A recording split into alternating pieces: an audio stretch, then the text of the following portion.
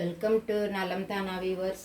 இன்றைக்கி வாழைப்பூ வச்சு பக்கோடா செய்ய போகிறோம். அந்த வாழைப்பூவை வந்து பொடியாக அரிஞ்சு சும்மா ஒரே ஒரு சிட்டிகை போட்டு எண்ணெய் ஊற்றி இது மாதிரி சும்மா ஒரு நிமிஷம் வதக்குனா போதும். இதை வந்து நான் ஏற்கனவே வதக்கி ஆற வச்சுருக்கிறேன். இதை வந்து ஒரு பாத்திரத்தில் போட்டுக்கலாம்.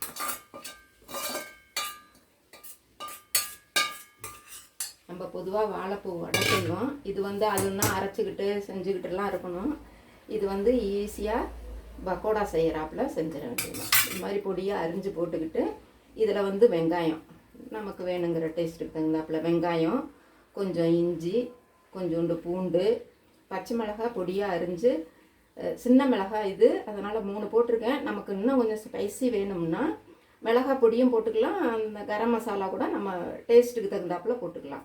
இதில் வந்து கருவேப்பிலை, கொத்தமல்லி, புதினா இதெல்லாம் பொடியாக அரிஞ்சு கலந்து வச்சுருக்கேன். இதையும் போட்டுக்கலாம். கொஞ்சமாக சோம்பு, பெருங்காயம் கொஞ்சம் போட்டு இதில் வந்து கடலை மாவும் அரிசி மாவும் அந்த பைண்ட் ஆகிறதுக்கு தகுந்தாப்பில் போட்டுக்கலாம். நம்ம பிசைஞ்சு பார்த்துக்கிட்டு அப்புறம் கூட்டி இன்னும் கொஞ்சம் கூட போட்டுக்கிறேன். இருந்தால் போட்டுக்கலாம். 2 ஸ்பூன் அது போட்டிருக்கேன். இது 1 ஸ்பூன் போட்டிருக்கேன். கொஞ்சமாக உப்பு போடுறேன். 1 ஸ்பூன் எண்ணெய் கொஞ்சம் சுட வச்சு அதில் போட்டுக்கலாம். ஊற்றிட்டு அப்புறம் பக்கோடா மாதிரி அதில் வாழைப்பூவில் ஒரு சிட்டியை போட்டோம். இது கடலை மாவெல்லாம் கொஞ்சமாக தான் போடுறோம். அதுக்கு தகுந்தாப்பில் போட்டுக்கிறோம். நான் கொஞ்சம் கடலை மாவு போட்டுக்கிறேன். இப்போ இதை கலந்துக்கிறேன்.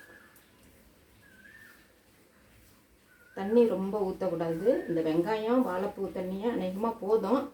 பத்தலைன்னா சும்மா ஒரு ஸ்பூனாக எடுத்து ஊற்றி பச்சைக்கலாம். இருந்தால் சரியாக இருக்குது. எண்ணெய் ஊற்றினோம்னா இதுவே சரியாக இருக்கும். எண்ணெயும் காஞ்சிருச்சு.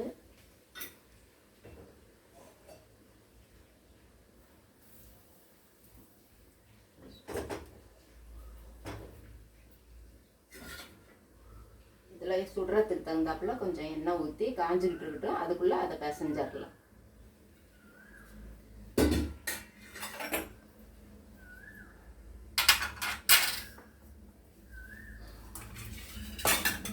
நல்ல காரமாக வேணுங்கிறவங்க மிளகாய் பொடி, கரம் மசாலா இதெல்லாம் சேர்த்துக்கலாம். நான் வந்து ரொம்ப ஸ்பைசி வேணான்ட்டு வெறும் 2 பச்சை மிளகாய் மீடியம் சைஸு சோம்பு மட்டும் கலந்துருக்கேன். மற்றபடி இஞ்சி, பூண்டு இதெல்லாம் இந்த கடலை மாவு சேர்க்கறதுனால டைஜஷனுக்கும் நல்லது, டேஸ்ட்டும் கொடுக்கும். இந்த பசஞ்சாச்சு. தண்ணியாக ஊற்றலை பாருங்கள், சரியாக இருக்குது. இதுக்கு அந்த வாழைப்பூவை அடுப்பில் சும்மா ஒரு நிமிஷம் சூடு பண்ணி இறக்கறதுனால அந்த வாசம் அவ்வளோ தெரியாது. அந்த கிறிஸ்பும் கொடுக்கும். அந்த ஈரத்தன்மை போய் கொஞ்சம் சாப்பிட்றதுக்கு நீர்த்தன்மை இல்லாமல் இருக்கும். மஞ்சத்தூள் கூட வேணும்னா கலந்துக்கலாம், கலர் வேணுங்கிறவங்க. இது வந்து வாழைப்பூனால் கொஞ்சம் கலர் வந்து ப்ரௌன் கலராக தெரியும். அந்த வாழைப்பூவை வேக வச்சோம்னா அந்த கலர் சேஞ்ச் ஆகிறாப்புல இருக்கும். காஞ்சிருச்சு. நம்ம வேணுங்கிற சைஸுக்கு சின்னதாக கிள்ளி போட்டு நல்லா கொஞ்சம் வெந்ததுக்கப்புறமேலு எடுத்து வச்சு சும்மாவும் சாப்பிட்டுக்கலாம். சாதத்துக்கும் சாம்பார் சாதம், ரசம் சாதம் இது மாதிரியும் தொட்டுக்கிட்டு சாப்பிடலாம். வாழைப்பூ கோலா உருண்டைங்கன்னா மிக்சியில் எல்லாம் தேங்காய் அது பொட்டுக்கடலை அதெல்லாம் அரைச்சி செஞ்சுக்கிட்டு இருக்கணும். இதை நினச்ச உடனே வாழைப்பூவில் இது மாதிரி செஞ்சு சாப்பிட்டுக்கலாம்.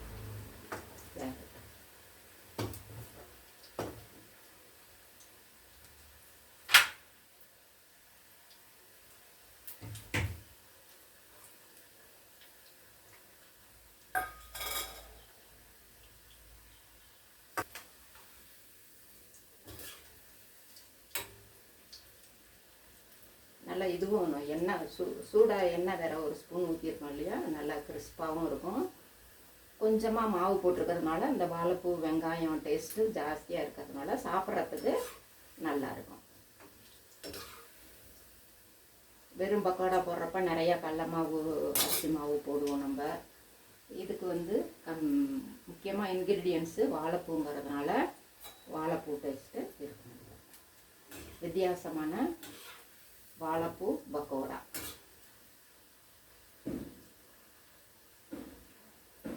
சிம்மில் வச்சு கொஞ்சம் வேகும். போடுறப்ப இப்போ பெருசில் வச்சுக்கலாம் ஸ்டவ்வை.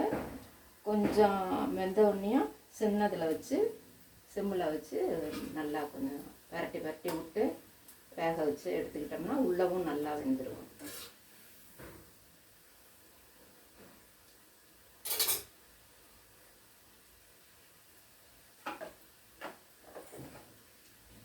நீங்களும் செஞ்சு பாருங்கள்.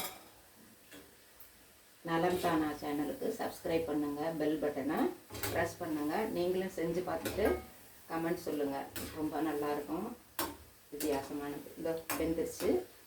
பிளேட்டில் எடுத்து 2 வைக்கலாம். வேணும்னா சாஸ் தொட்டு கூட நம்ம சாப்பிட்டுக்கிறோம்.